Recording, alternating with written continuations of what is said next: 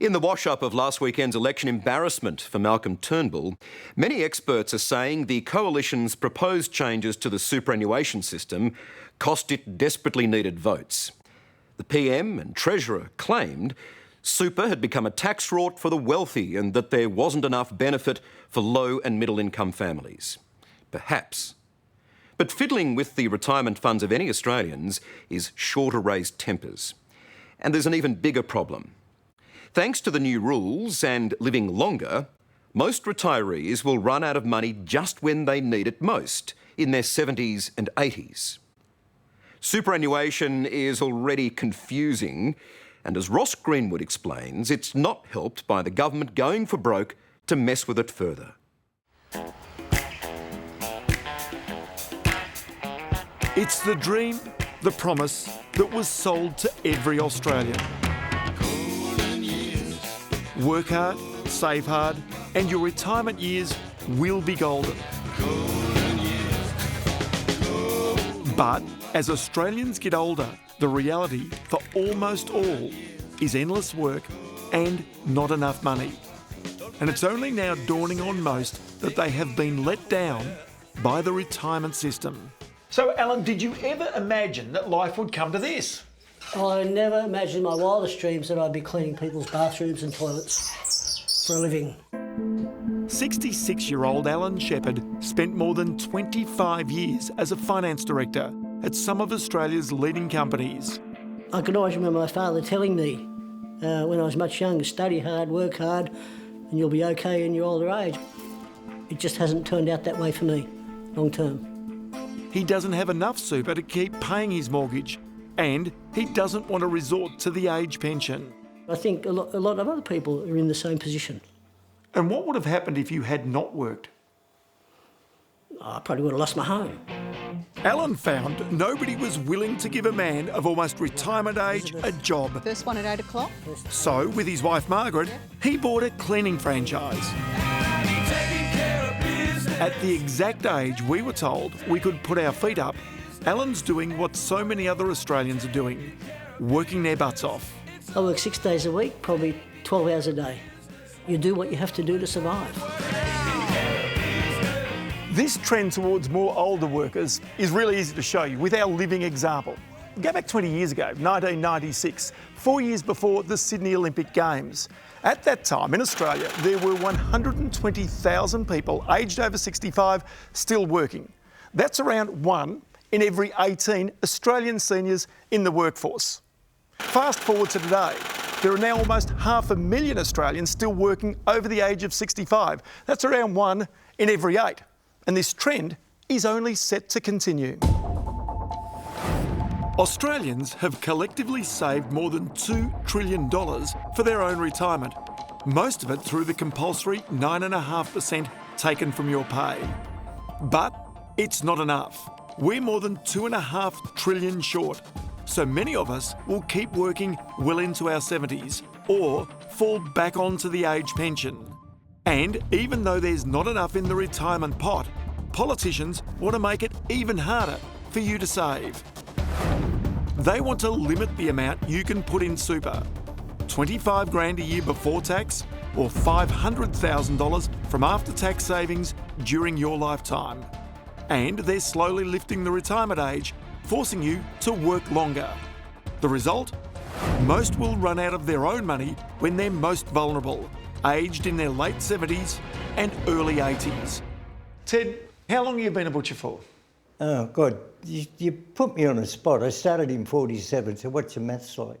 83-year-old Ted Carey knows all about cutting costs. He could be the oldest working butcher in Australia. And 1.5 kilos of chuck steak as well, thanks Ted. But Ted is the face of the future, as more Australians are forced to work in often physically demanding jobs much later into their lives.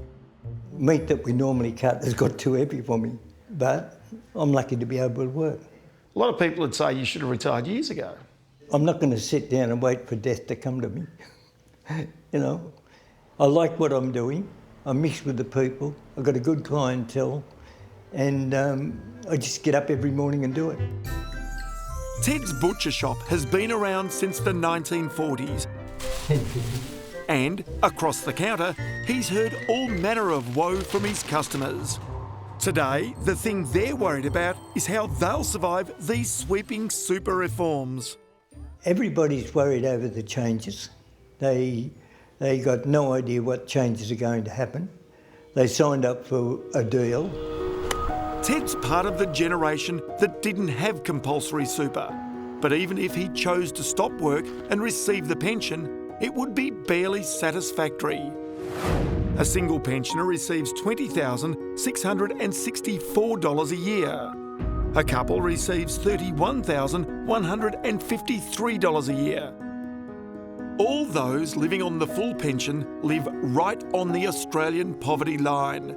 But the government's making the pension harder to get.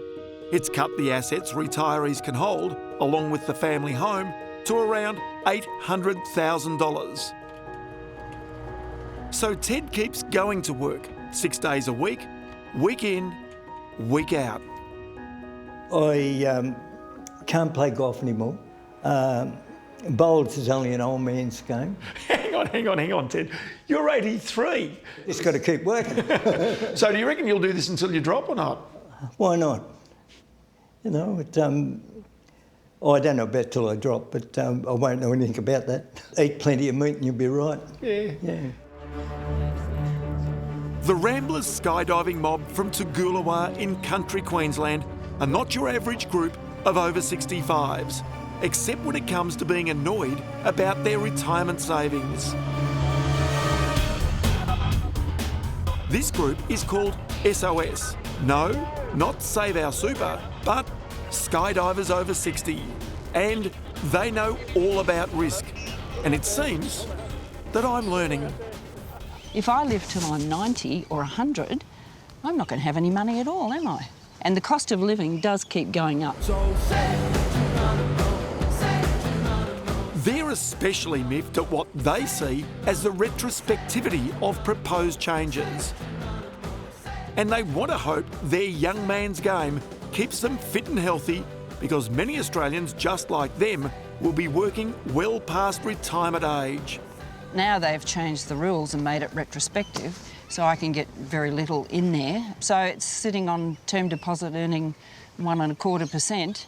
So I'm thinking maybe I just go skydiving and spend it, and I can go on a pension. The government changing the goalposts is just not on. The super thing should not be touched, you know, forever. It should be sacrosanct, locked in. Do you ever think you'd be 67 and working?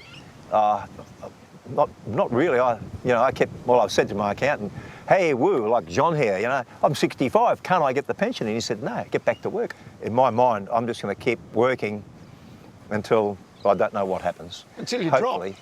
Well, yeah, hopefully not out of the sky.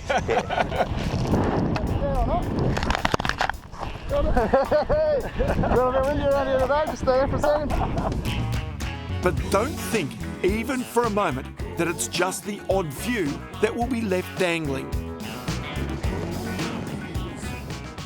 The government is playing a numbers game with your super, and they are very big numbers. It says around 500,000 people will be affected by its changes. But just think, 500,000 people. That's the population of the Gold Coast, Australia's retirement capital. But the superannuation industry says it's many, many more. It says 1.25 million people will be affected by these changes, and it will grow as people in their 30s, their 40s and their 50s enter their retirement years. Others may not go to quite the same heights, but many are being forced out of the big cities to survive. The natural beauty of Malakuta on the New South Wales-Victorian border, 7 hours drive from Melbourne or Sydney, is almost priceless.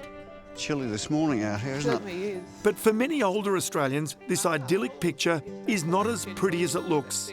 They face moving out of the big cities, often hours away from their grandkids, to make their retirement dollar go further. We needed to actually sell our place in Melbourne to move somewhere where we could better afford to live and have some money to put into super. That was the bottom line. We would not have been able to continue to afford to live in that house because we wouldn't have had the super to do it. How many cloves of garlic do you want? Rowan Rafferty and his partner Jan Wild are self-funded retirees, but they work a few hours a week from home to stay that way. And this is where the new retirement rules seem plain stupid. It certainly seems that there's not a great deal of encouragement to have people actually save the amounts that they need to. I have an issue with the fact that we seem to have gone into some sort of intergenerational warfare where, we baby boomers have had it easy all our life, blah, blah, blah. Feels like a grab for money. That's the only way I can describe it. I think this is a little bit of whinging going on. People are whinging about the changes. Who's whinging? The wealthy. You think it's the wealthy whinging? They were the rules. They expected the rules to go forever. But how? Really? Come on. One set of rules come in a mining boom. Now, outside of that now, it's time to sort of tilt them.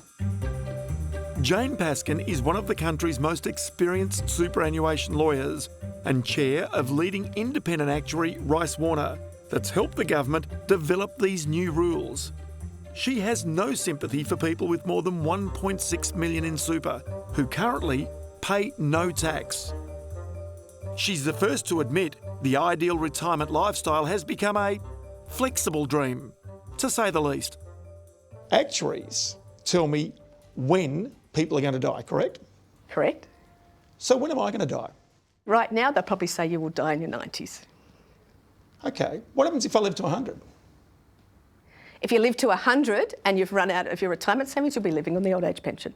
But you understand? Nobody can tell a person when they're going to die. No. And if you can't tell a person when they're going to die... The risk is that you live too long. And run out of money. And then you go onto the pension, because that sits there as a safeguard, doesn't it? The government, though, quite clearly, is trying to grab cash off the table. They claim it's about trying to make the system more equal. But they also want to try and help to balance a budget.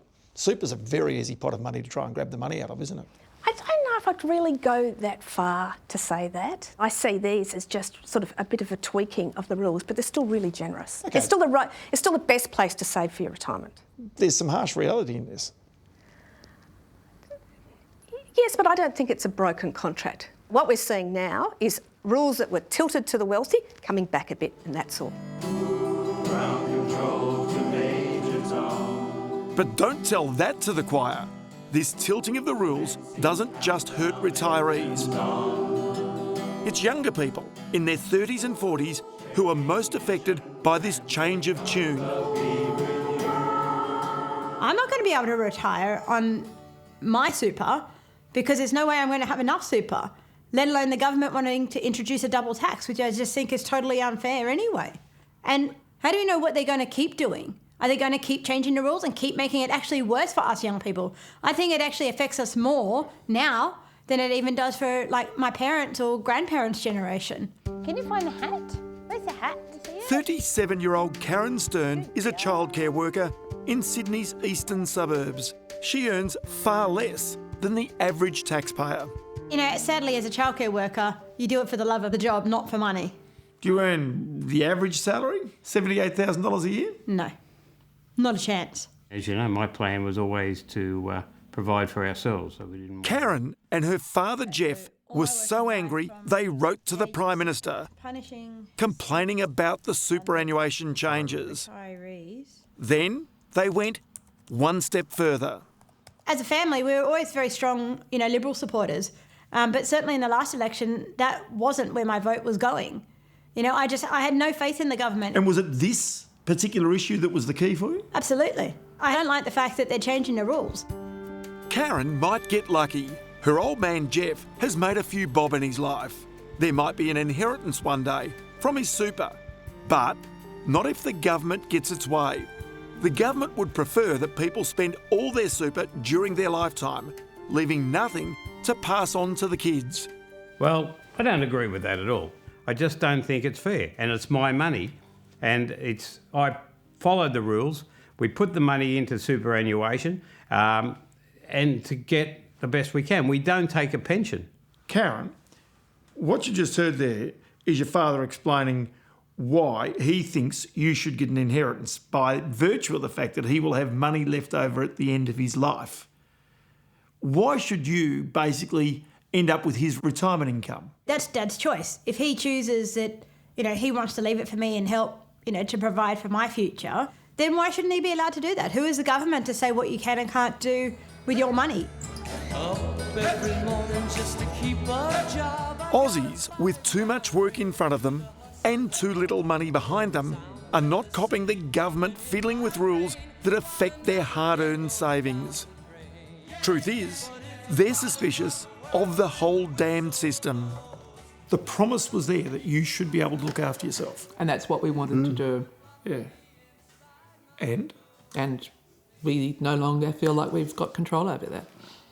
So if we have some extra money, superannuation's not a place we'd be putting it because we no longer trust that the policy is going to be there to support that. Maybe we'll put it under the mattress, I'm not quite sure, but it seems like quite a good place really at the moment. Not under the mattress, not under the mattress.